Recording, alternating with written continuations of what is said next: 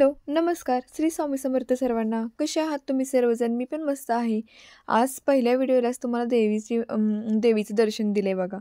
तर झालं असं, की आज आमच्या चुलत दिरांचं लोटांगण होतं.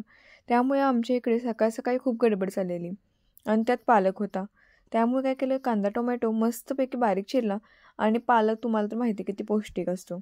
पालक धुवून झाल्यानंतर त्याची पूर्ण थोडा वेळ शिजवून घेतला आणि त्याची प्युरी करून घेतली. दुसरीकडे आपलं मातीचं एक भांडं घेतलं, त्याच्यामध्ये तेल टाकलं. ही चटणी जी आहे ती खूप मस्त लागते, आंबट तिखट अशी. तर बघू शकता मी त्याच्यामध्ये कांदा, लसूण, टोमॅटो, चिंच ह्याची काय केली, पेस्ट केली.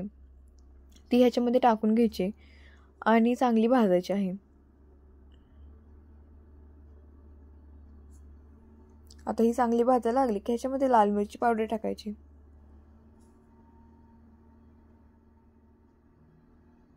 लाल मिरची पावडर टाकल्यानंतर ह्याच्यामध्ये थोडीशी धनी पावडर टाकायची. आपण जी प्युरी केलेली ती ह्याच्यामध्ये टाकू आणि चांगली भाजी परतून घेऊ.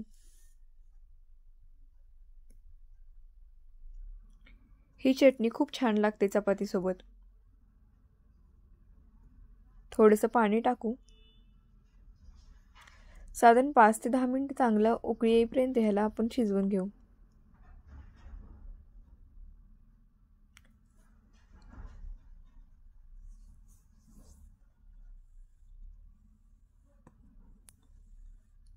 तर झाली तयारी आता. आपली चटणी तर झालेली आणि बघा आम्ही लोटांगणासाठी निघालोय. मागे बँड वगैरे दिसत असतील आणि अशा प्रकारे आम्ही लोटांगणाला जाताना जे आपण लग्नामध्ये शेलकट घेतो ते अशा पद्धतीने आम्ही म्हणजे वेअर करतो आणि सगळेजण तयार झालेत आणि आम्ही निघालो आहोत. तर बघू शकता अशा पद्धतीने आम्ही तिथून जात असतो सर्व मंदिरामध्ये. तर हा असा काहीसा लुक होता माझा. परत मंदिरामध्ये जाऊन पाया वगैरे पडवून तिथे लोटांगण असतं. थोड्या वेळानंतर बघा नवरदेव घोड्यावर बसला होता. त्यामुळे घोडा अशा पद्धतीने गावामध्ये नाचविला जातो.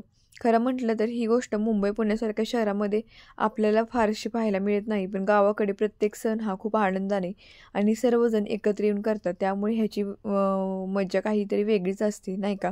आता लग्न म्हटलं की मोठ्या मोठ्या हॉलला रिसेप्शन वगैरे घेऊन साध्या पद्धतीने करतात, पण तेच लग्न गावाकडे सर्व रीतिरिवाजानुसार आणि पारंपरिक पद्धतीने पार पाडले जाते आणि सर्वजणांचे त्यामध्ये सहभाग असल्यामुळे हा कार्यक्रम खूप छान होतो. आता माझं लग्न तर लॉकडाऊनमध्ये झालेलं, तर माझ्या लग्नाचाही म्हणजे आमच्या लग्नाच्या स्टोरीचाही व्हिडिओ मी तुमच्याबरोबर शेअर करेन.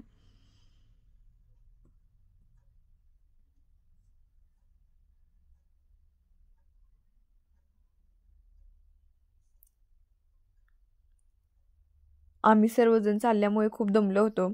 सर्व बायका चालून चालून एका जागेवर जिथे थांबायची वेळ असते तिथे बसून घेतात लगेच. आणि ऊन पण होतं, पण थंडीचे दिवस असल्यामुळे एवढं ऊन लागत नव्हतं.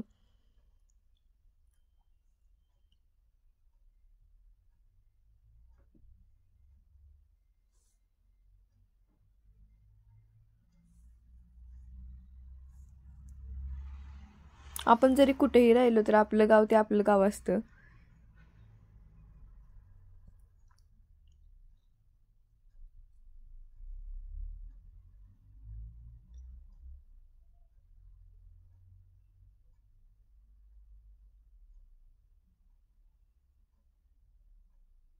आणि हो, तुम्ही जर माझ्या चॅनेलवर हा व्हिडिओ प्रथमच बघत असाल आणि अजून देखील माझ्या चॅनेलला सबस्क्राईब केलं नसेल तर प्लीज सबस्क्राईब करा, जेणेकरून माझे नवनवीन व्हिडिओ तुमच्यापर्यंत पोहोचतील.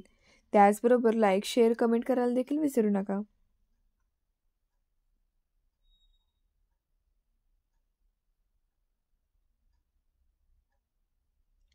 लोटांगण हे 2 नवरदेवांचे होते, त्यामुळे दोन्ही नवरदेव इथे तुम्हाला दिसत असतील आणि आम्ही अशा पद्धतीने इथे बसलो होतो. आता नंतरचा पार्ट म्हणजे सगळ्यांचा आवडता पार्ट म्हणजे आपल्या देवीच्या मंदिरामध्ये जायचं. ही आमची यमाई देवी आहे, जी गावामध्ये देवीचं खूप मोठं मंदिर आहे. तर आज देवदीपावली पण होती, त्यामुळे मी रांगोळी काढली घरी आल्यानंतर आणि तुम्ही बघू शकता झाडलोट करून मी मोठी रांगोळी आणि त्याचबरोबर दरवाजाजवळ देखील रांगोळी काढलेली, दिवे लावलेले.